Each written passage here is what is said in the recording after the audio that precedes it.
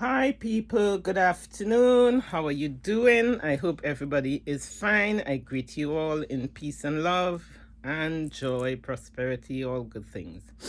So, today we are about to do part 3 of my experience, what it was like living with the witch doctor. And, as I continue the parts, I'll also tell you how I got away.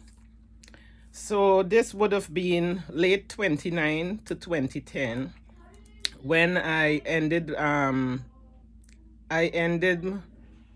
relationship with the lesbian girl, and I had come to my senses. I needed to pray. I had lost a part of me that I was hungry for, and at this time it was just I needed to pray. I needed to be able to pray, to just to say the Our Father who art in heaven, just that prayer I needed to be able to pray. So I said to the young lady that I needed God, and we needed to end this relationship because I needed to pray, and I could not of pray and continue being in the lesbian relationship. My spirit just wouldn't allow me. I knew that it was against the God that I believed in, and I knew and believed in my spirit that it was against everything that the God I believe in. It was against his laws and commands. So I knew that I could not have remained a lesbian and pray and fast at the same time. So I had a choice to make. And I chose to be able to pray. And I asked the girl to leave and stuff. She left. And when she left, I did exactly what I said I was going to do. I started to pray. I started reading the Bible.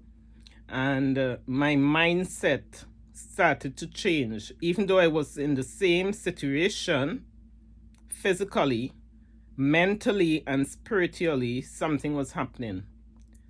So I started having a connection with the Almighty. That's what I had lost, that connection I had when I was younger growing up. I started connecting again. So while I was praying and fasting, at that time I was going through some very poverty situation. I couldn't even afford to feed my kids. I couldn't afford to feed my kids. I had was to lock my fridge in them times because my eldest son, at that time, he was smoking the herb and stuff. So when you smoking the herb, you have big appetite. You want to murder the fridge. And I had other children to cater for, so I couldn't allow him to murder the fridge. I was not starving the kids either, but I was on such a budget that I had to cook 3 meals, and if they have snacks, everything was just budgeted on a very tight budget, because I was living on £20 a week at sometimes I was living on £30 a week with 4 children because I was illegal and I was scared to go to the government. And the person who was helping me, which was this lesbian girl, I told her to leave because I want to pray. Somehow I decided that my situation that I was in, it needed to change. I had enough of that situation and needed to change. If I was to go to Trinidad, I was ready for that. Whatever the situation, I was ready for that. But I was going to face it with God and me and God alone. So, as I said, the girl left. And when she left, things became even more harder because she was the only friend and source of help that I had, so things became a bit harder. But as I said, I continue praying and I continue fasting, and I was not eating.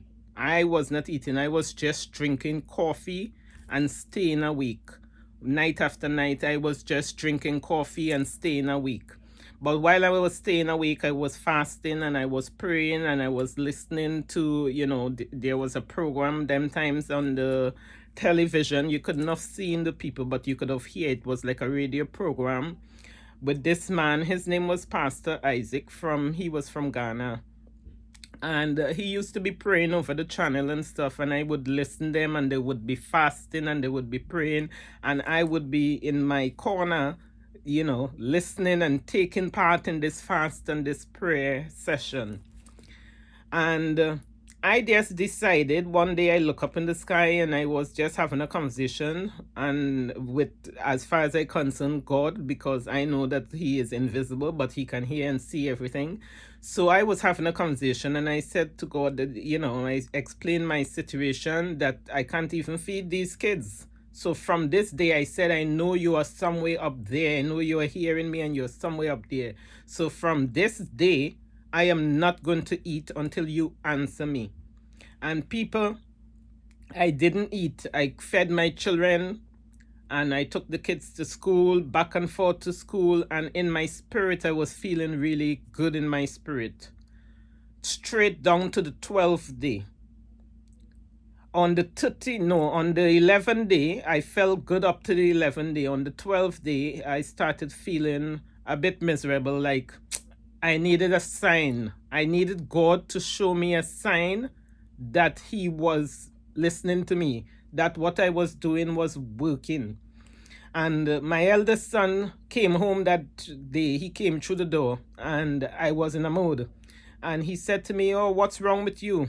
I thought you're praying and fasting and things are going to be better and stuff. What's wrong with you today?" And I said, "You see, right now, I want God to show me a sign. Right now, I want God to show me a sign."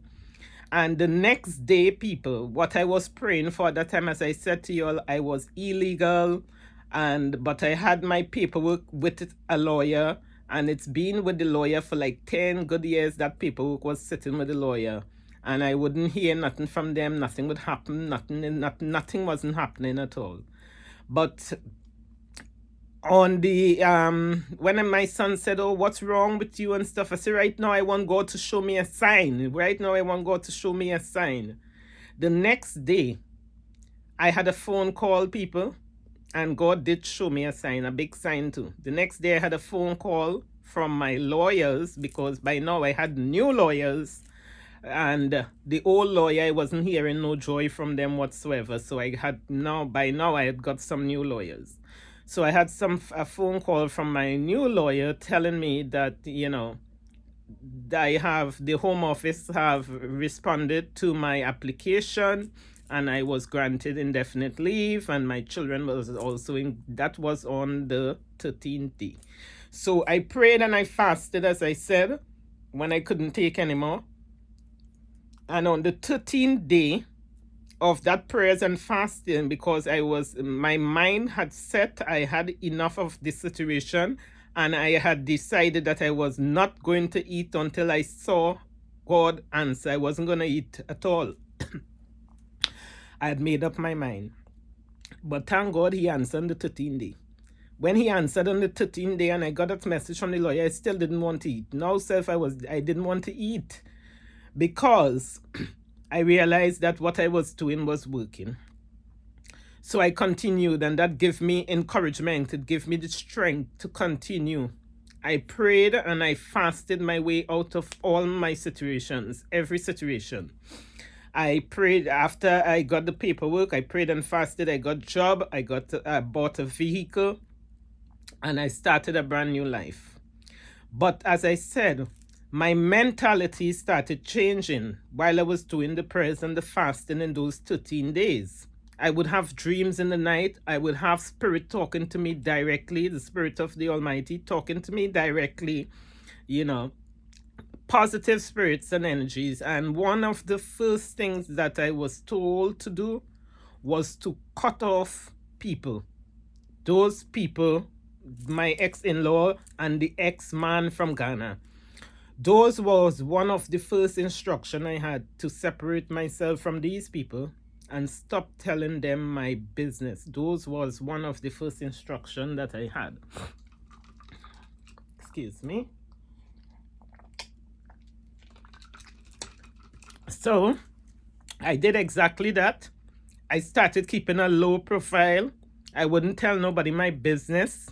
And I continued doing my prayers and fasting and listening to what the Spirit is saying. I was advised to, by the Spirit, all my advice and stuff was not coming from humans. It was coming directly from the Spirit. I was advised to baptize. I was advised where to go and get baptized, what type of church, which was a Sabbath keeping church.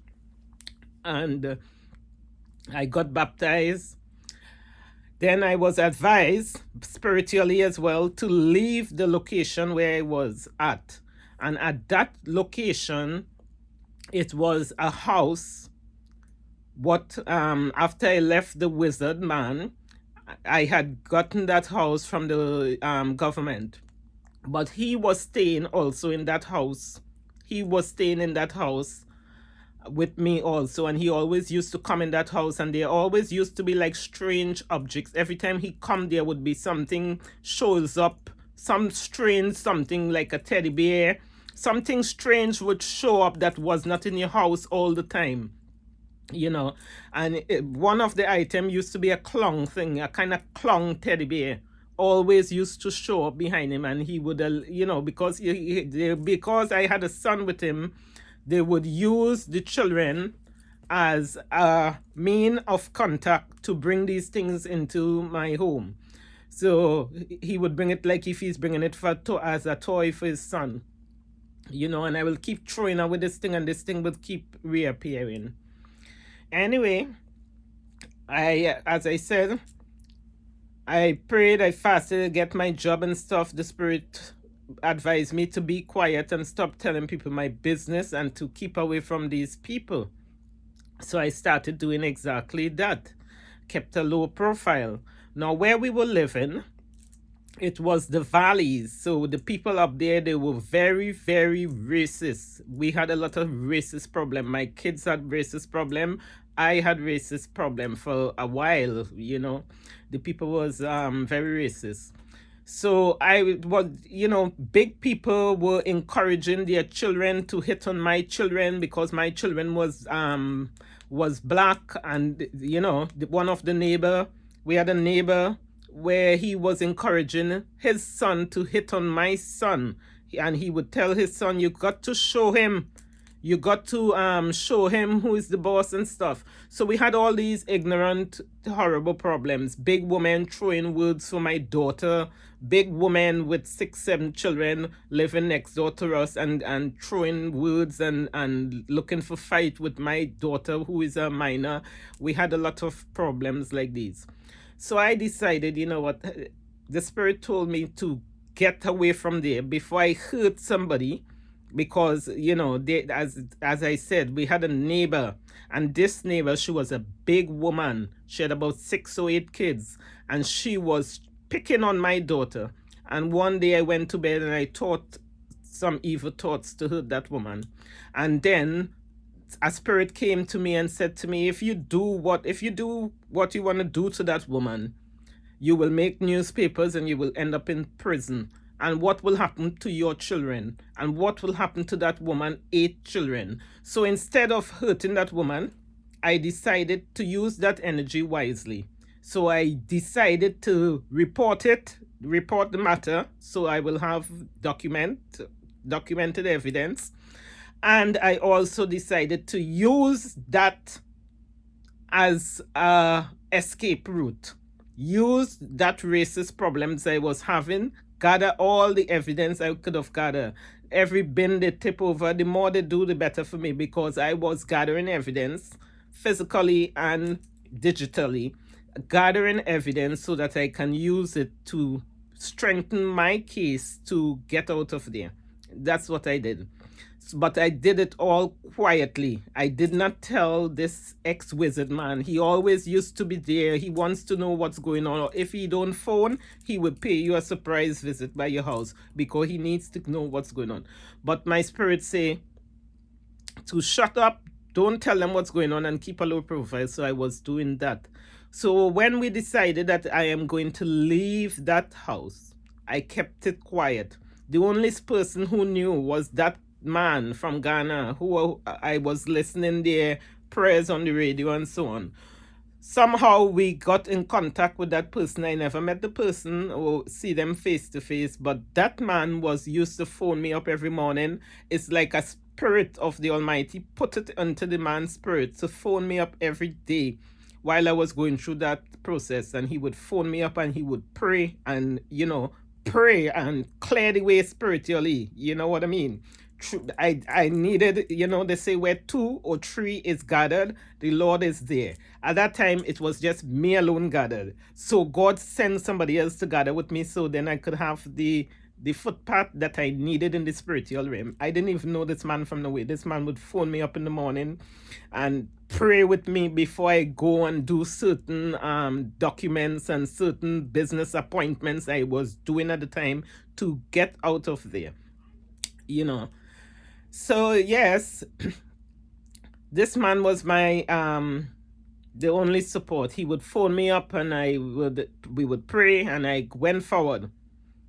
And I got out of there. When I got out of there now, I got to where I wanted to get at the time, which was in the city of Cardiff. When I got to the city of Cardiff now, this man, the wizard man from Ghana, he's phoning me up now and he's asking me, he wants to come and visit. He said he wants to come and visit his son. I said, well, we're not up there anymore. We have moved. When I tell him we have moved, he is angry. He is angry. Why have we moved? Why we do that? Where we was living, and it was racist. We was having a lot of problem. We wasn't happy. We was the only black people in that area. There was a lot of things that was bad about the area. We didn't like the area at all. But he was very he was not happy that we moved. He was asking me why we move and stuff. I said, we was having problems, with the racist problems, and these people was hitting your child. It's your child they was hitting. And he's telling me that it's our fault that these neighbors is hitting on the children. It's my fault or it's our fault, He just wanted me to stay there because I upset his plans. See, you see all the stuff he had in my house, all the charms and stuff, now I'm gone. So he needed to make contact. When he realized I was gone, I'm in Cardiff now, he decided he needed to pay me a visit. He paid me a visit in Cardiff. When he paid me a visit, at that time, I was seeing my ex-husband from Trinidad, and he folded up some money in his hand very tight. It was a £20 note, and give it to my ex-husband. That day, he also gave me £200. But when he left that night, behind him, what was left behind him was after he left that day, what showed up in my house after, what remained and showed up, appeared from nowhere in my house. It wasn't there before. And at this time, I now moved to a new house. And this new house was a very big house. It was like 3 bedrooms upstairs, big bedrooms, 2 big living rooms downstairs, big kitchen, and toilet and bath, and we had a backyard and so on. So in this new house now, he showed up to visit us. And in the kitchen, he wrapped this money up very tight and gave the £20 to my ex-husband. And he gave me £200 that day. He was also with a companion. After he left, as I said, something strange remained and appeared in my house after. And this is what it was. It was a very skinny black kitten. Very skinny, malnutrition looking black kitten. This kitten just appeared the very same night or the next morning after he appeared in this new house that I went in. After he appeared, this black MAGA kitten appeared also. Now this kitten is in my house, but the kitten is hiding from everybody. This kitten is not coming out and show itself to none of the human in the house. The kitten is only coming out at night. Sometime during the middle of the night when everybody is asleep, the kitten will come out and shit in the middle of the kitchen floor. And in the morning, all day, I used to have to search my bedroom before I sleep at night, search the whole bedroom because this kitten is hiding in the house and you cannot see this kitten. You cannot find this kitten.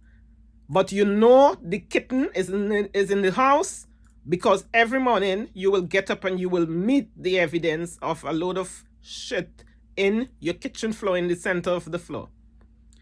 One day, my spirit got very angry and I decided today this kitten must get out because I knew it wasn't just a normal kitten. It's like strange things used to happen behind this man. Every time this man shows up, strange things used to happen.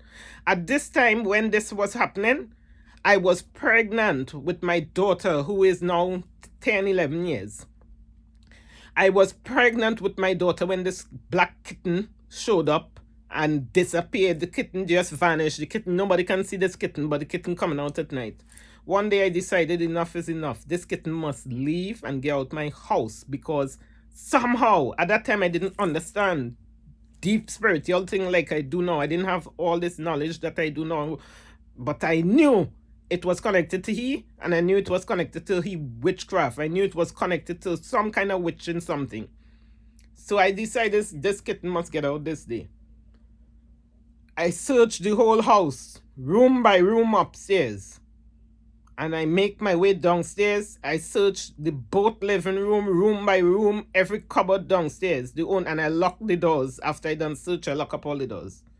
And the only place left to search now is under my cookers, under the cooker, behind the washing machine, in the kitchen. So all the doors is locked up. Right. I pull out every washing machine, everything. I realized the kitten is stuck under the cooker. People, it was a gas cooker, but I was not thinking clear. I had my back door open and I light a piece of paper.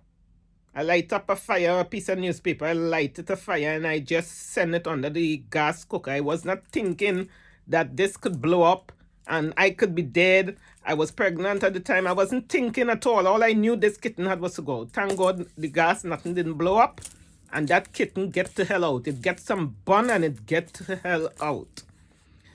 So much weird things used to happen with this Ghanaian guy.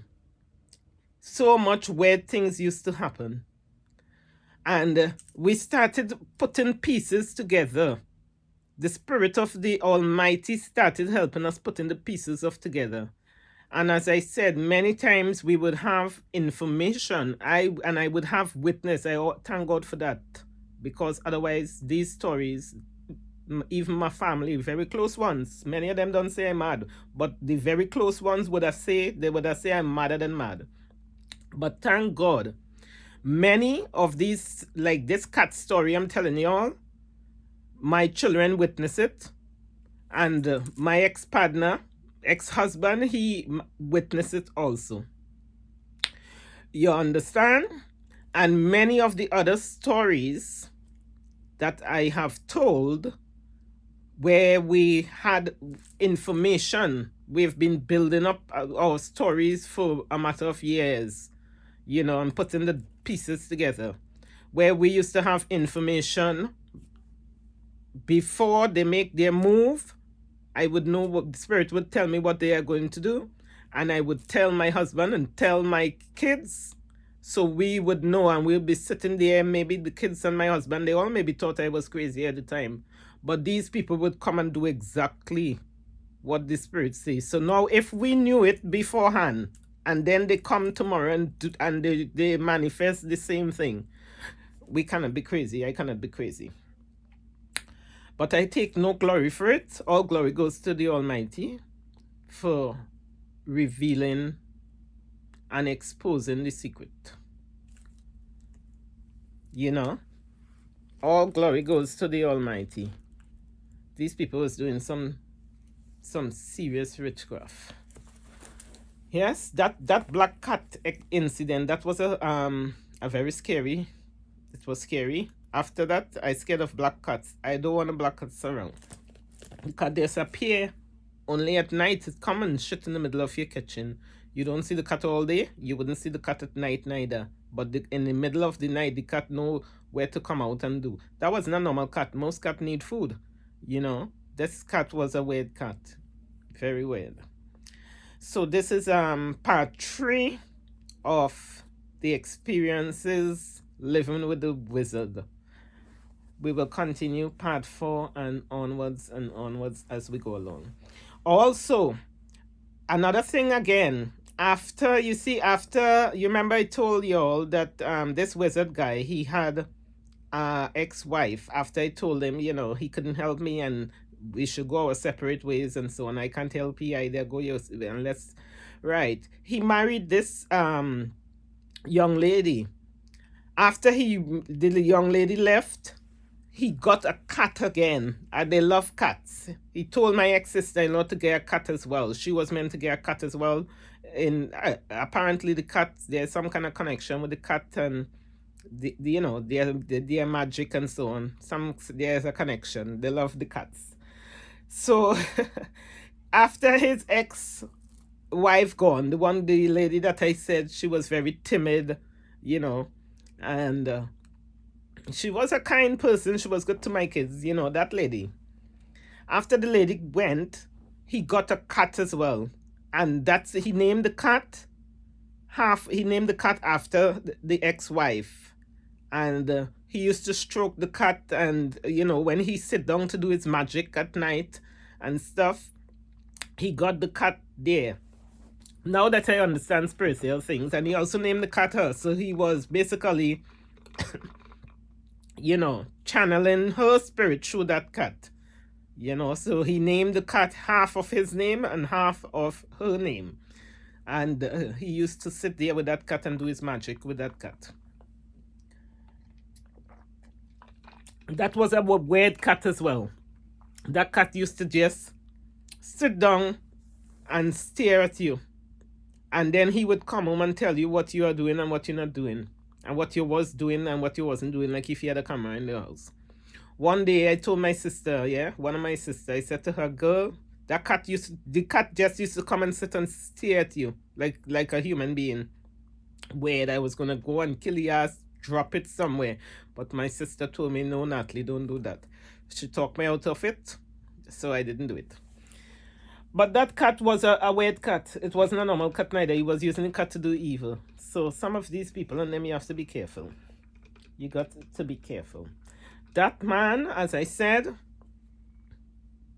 he was very mysterious. Everything was like going through sleepwalk, like you're in a daze, like you are always under some type of drug. That was the relationship I had with him.